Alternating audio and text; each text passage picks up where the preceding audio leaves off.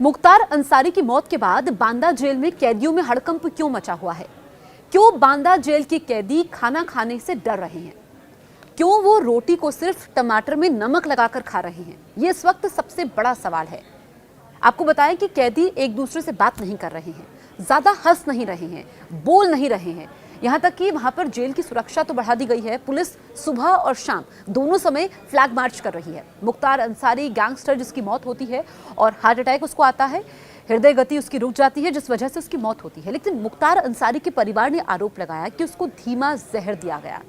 मुख्तार को जेल में जहर दिया गया, धीरे धीरे उसकी तबीयत बिगड़ती चली गई और आखिरकार उसकी मौत हो गई। ये परिवार वालों ने सवाल खड़े किए और हमने देखा कि जब मुख्तार अंसारी की मौत होती है उसके बाद जेल अधीक्षक को जान से मारने की धमकी मिलती है। 15 सेकंड का वो ऑडियो भी वायरल होता है और शुरुआती जांच में ये बात सामने आती है कि वो कॉल उत्तराखंड से आया था। अब आप ये समझिए कि सुरक्षा तो वहां पर पुख्ता है।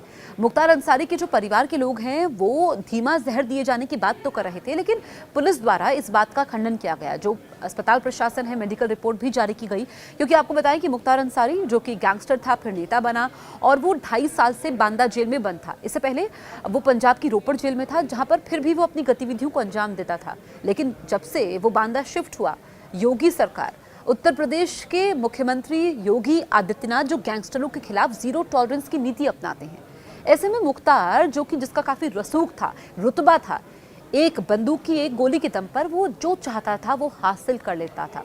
और दूसरा पहलू भी ये होता है ना गैंगस्टरों का कि जब वो ये सब करते हैं तो फिर अपने इलाके में मसीहा बन जाते हैं, कुछ काम कर देते हैं, गरीबों की मदद कर देते हैं ताकि वो अपने काले कारनामों को छुपा पाए।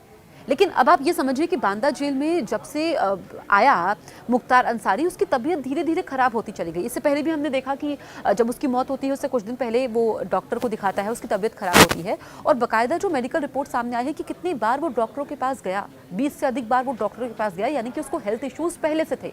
उसको हेल्थ इश्यूज 2.5 साल पहले भी थे जब वो पंजाब की रोपड़ जेल में बंद था, सिर्फ उत्तर प्रदेश की बांदा जेल में ही नहीं।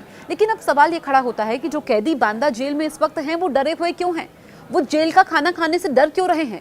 वो जेल में सब्जी और दाल क्यों नहीं खा रहे हैं? ये इस वक्त बड़ा सवाल है कि वो ऐसा क्यों कर रहे हैं। जेल का खाना कब तक नहीं खाएंगे? उनको ये डर है या इस मुगालते में है कि उनको भी धीमा जहर दिया जा रहा है? हालांकि अस्पताल प्रशासन की तरफ से या फिर हम जेल प्रशासन की बात करें, इस बात का खंडन किया गया है, क्योंकि जब भी ऐसी आवाज़ उठाई जाती है, बाकायदा जो सैंपल्स होते हैं वो लिए जाते हैं, नमूनों की जांच होती है। और मुख्तार अंसारी जो उसकी बैरक थी वो काफ़ी कड़े सुरक्षा घेरे में था। हर वक्त सीसीटीवी कैमरे से निगरानी होती थी, उसकी हर गतिविधि पर नज़र रखी जाती थी और उसकी मौत हार्ट अटैक से हुई है, ये पोस्टमार्टम रिपोर्ट में भी साफ हो चुका है। फिर भी उसके परिवार वाले सवाल उठा रहे हैं और इस बात को लेकर के बांदा जेल के कैदी डरे हुए हैं। अब कितने दिनों तक वो एक दूसरे से बात नहीं करते हैं, कितने दिन तक वो जेल का खाना नहीं खाते हैं? अब जेल की रोटी तो खानी पड़ेगी जितने दिन रहना है आपको, ये देखना होगा। लेकिन